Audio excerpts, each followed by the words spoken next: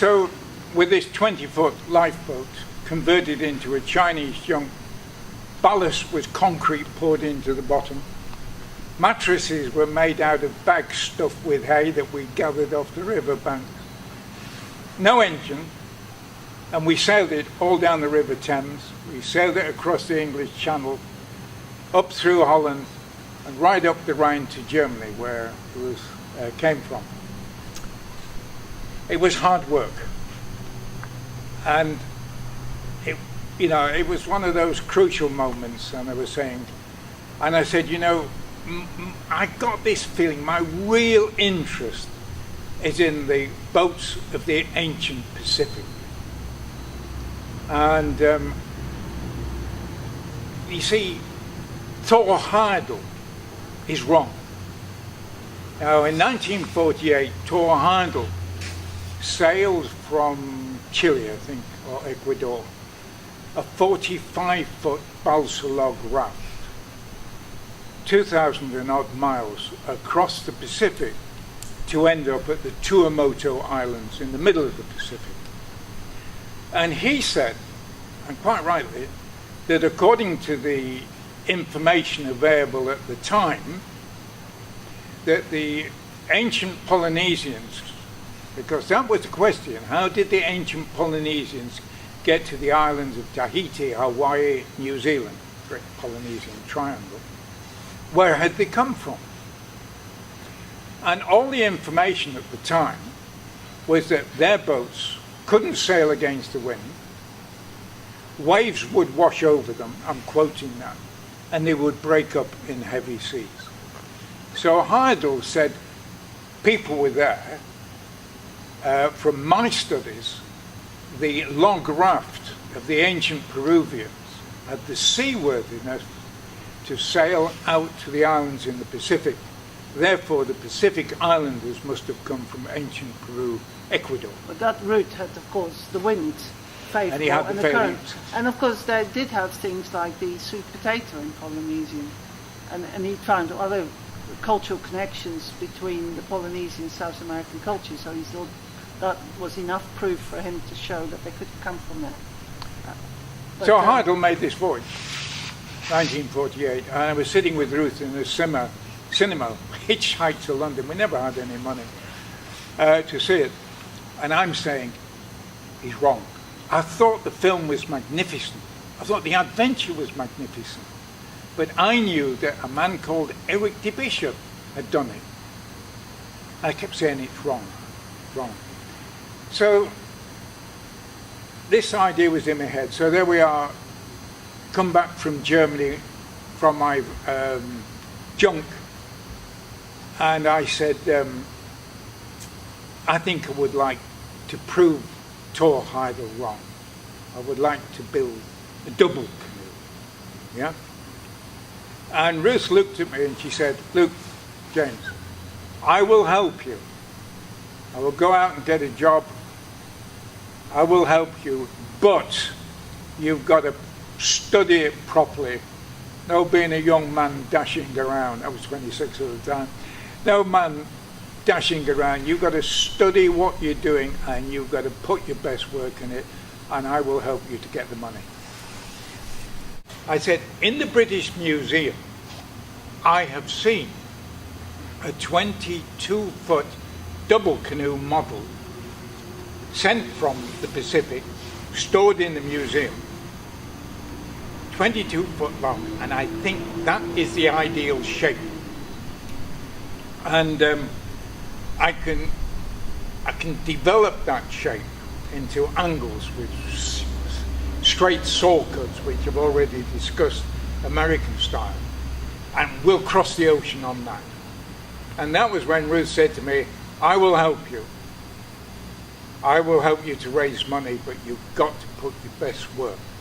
So my first catamaran, which I crossed the oceans with, is based on a 23-foot 6 scale model in the British... the South Kensington Science Museum. South Kensington. It's still there, in fact, now. And it's still there. I went there 2 years ago, and I found the model in the case still, and I took a lot of photographs of it. Yeah. But Yeah, but you had to build it different. The original model was built out of dugout, but it had quite a broad shape, so there was a fair bit of volume in it, which is what you needed on a small boat if you were going to live on it. But you had to build it out of whatever wood was available. Straight planks, sawn and glued. I used an early glue called Aerolite. You couldn't use plywood really, it wasn't enough. There was no plywood. No plywood, so you had to use softwood. Use softwood planks. And I had to build it well, because my father would come and visit the job. You know, and it was like God arriving, or the Royal Duke of Edinburgh when he walked in. You know, the tools had to be right and everything. But anyhow, we built the boat, we launched the boat, and we sailed it. But we sailed it in October, and we got about 20 miles offshore in a moderate gale, and it was very frightening. So we turned and ran back and lived in a place called Wivenhoe on the east coast for the winter. But there I had met another group of old bargemen, a man who'd sailed an Alden, is it William Alden, the schooner designer, great American schooner designer. John Alden. He'd had a John Alden schooner built in Thailand, and he'd sailed it back to Britain. And these older men, they saw the boat, they knew what it was going to do, and again, they were teaching me. So when we started off in 1955, we sailed first of all to Germany. You went back to Germany again, didn't you? And picked up another German girl, because German girls are good. And then we sailed down the North Sea, and we got to Falmouth. Now that was coasting, but then we had to wait for good weather, and the Falmouth boatmen who took tourists out would come and look at us there and say, "They'll die, you know. When they cross the Bay of Biscay, they'll die. Oh, it's a waste of two pretty girls." The boat was a success. We sailed in October across the Bay of Biscay. That's 500 miles of ocean water to North Spain. And it worked. We had a gale, we lay to the gale, the boat rode the seas like a raft. The double canoe is a raft when it sits on the sea, like the Kontiki raft. It rode, or like a life raft that they throw in the sea that people get on. The double canoe sits on the seas like a raft. When the gale goes away, you put the sails up, and then it sails like a sailing boat. So by 1964, I think, 54, we had proved, actually... You crossed the Bay of Biscay in 55. Yeah. You spent the winter 55, 56 in North Spain. Okay. Well, by 1955, we had proved to ourselves, never mind anybody else, that the concept of two canoes made into a raft, one had great sea survival characteristics, and two, although my sails were a bit crude, it was quite fast. It was as good as a 23'6" normal cruising yacht at the time. It was short of space on the inside, but we were three young people, and we were basically had more comfort than you would get in a mountain tent, and we made it to Spain. Now the winter came in, and the port captain in North Spain, Ribadeo, came to me, and through a translator he said, "This coast is called the Costa de la Morte, the coast of death. We advise you strongly to wait here till the springtime." So I spent a winter in North Spain, Galicia.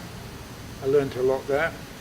And then in the springtime of 1956, we carried along down the Spanish coast, and we ended up at the Canary Islands.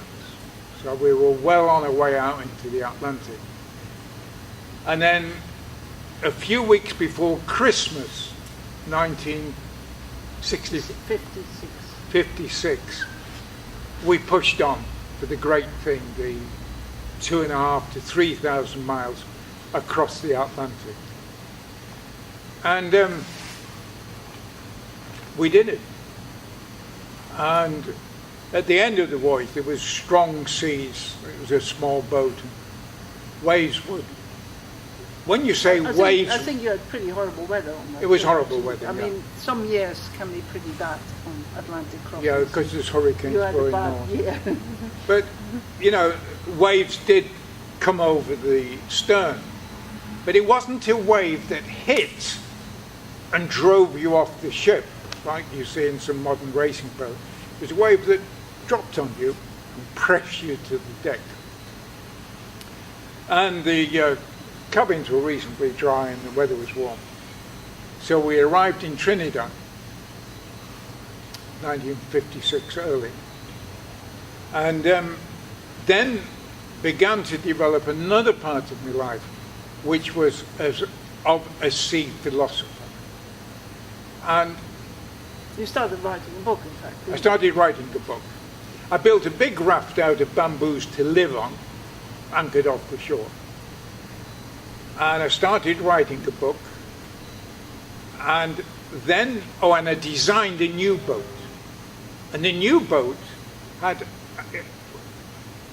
through the voyage across the Atlantic, I began to understand other models that I'd studied in books and in the museum. I began to understand the reason behind the bead holes. I began to understand the reason behind overhangs. So I learnt it at sea. I could feel it, you see. And I designed myself a 40-foot boat that I was going to build. And then in came sailing a great French sailing hero called Bernard Mortissier. And he dropped anchor next to me. And we formed a friendship of the sea. And we realized that at sea we'd changed. We'd ceased to become men connected to land. That somehow our mental things changed. We never saw the sea as an enemy. We saw it as a friend, or at least neutral. And what we'd found out was that on a long ocean voyage, that we didn't, as I say, fight the sea. We let go. We let ourselves go. We became a part of the sea. Like the birds. You see birds out there just skimming in the storms over the waves. Now, I'm speaking a bit clearer, but we spent several weeks together creating this philosophy that when you sail the sea, you're not beating the sea. You're not struggling against the sea. You're not trying to cross an ocean as fast as you can. You're trying to become a part of the sea.